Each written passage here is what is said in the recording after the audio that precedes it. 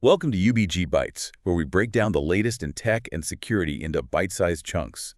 Today we're getting into something that, well, it affects almost everyone, probably you listening too.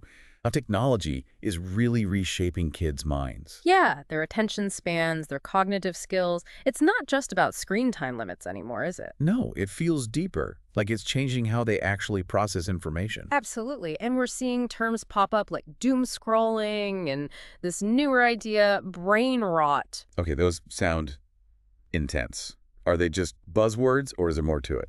Well, that's what our sources suggest. They're describing some pretty significant observable effects. And what's really interesting, maybe a bit unsettling, is how social media algorithms play into this. Algorithms designed to keep us hooked, right? Exactly. But they seem to have these really surprising, maybe even profound impacts on younger users. Okay, so let's unpack that. We've looked at some sources that shed light on what's happening. Right.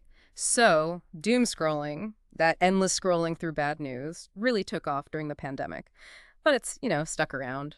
A real mental health concern, especially for teens. And brain rot. That sounds even more ominous.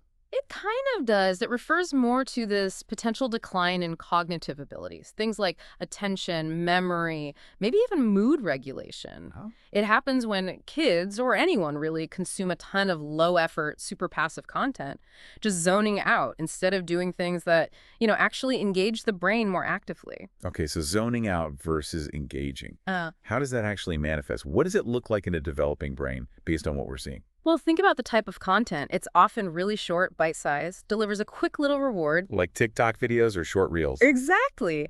And constantly consuming that stuff, it literally trains the brain to expect immediate gratification. It's like a muscle, right? If you only do quick sprints, you don't build endurance. So the endurance for focusing, Yeah. it just isn't there. That seems to be the effect. A measurably shorter attention span. It makes concentrating on complex things, homework, a long conversation, even reading a book, genuinely harder. And critical thinking, does that take a hit too? It looks like it. If you're mostly skimming surface-level stuff, the brain isn't really challenged to connect ideas or analyze things deeply. So yeah, those analytical skills can diminish. You mentioned the immediate rewards. The algorithms are key here, aren't they? How do they exploit that reward system? That's where some of the source material gets really eye-opening.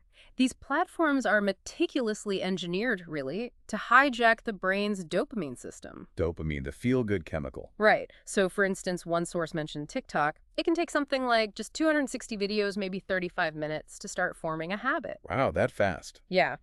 And what's concerning is the focus on users under 13. They're seen as a critical demographic because, well, they engage more. So it's not just addiction, it's actively shaping their brain development. It seems that way. It could be pruning away the pathways needed for deep thinking, for tackling complex problems long term. That has huge implications. Absolutely huge. So beyond habit formation and attention, what about the wider mental health picture? Our sources pointed to some pretty worrying links. They really did.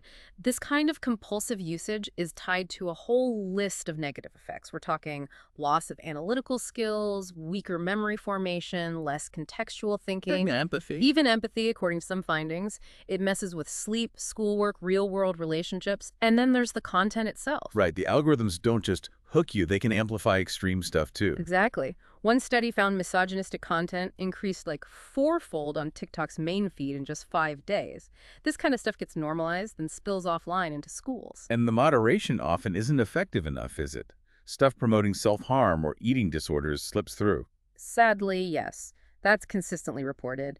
Even seemingly harmless things like beauty filters can contribute to serious body image issues. And the constant rapid switching between stimuli online that itself might interfere with the brain learning to focus on less flashy, real-world tasks. That's a key point. It potentially impacts the very foundation of sustained attention. So wrapping this up then, understanding this impact is, well, it's vital, isn't it? It's absolutely crucial. These affects the changed attention, the thinking skills they're shaping a generation. To maybe help remember the key effects, we could use an acronym like brain drain. Okay, brain drain. So that's B for bite-sized content leading to brain rot. R for reduced attention span. A for analytical skills diminished. I for information overload. And importantly, misinformation. And N for negative mental health effects. That covers a lot. It does. It's complex, definitely. But being aware is the starting point. Indeed. So a final thought for you listening. What practical steps can we actually take? How can we promote a more balanced digital diet for young people to foster healthier habits and protect those developing minds? Something to consider. Definitely something to think about. Until next time on UBG Bites.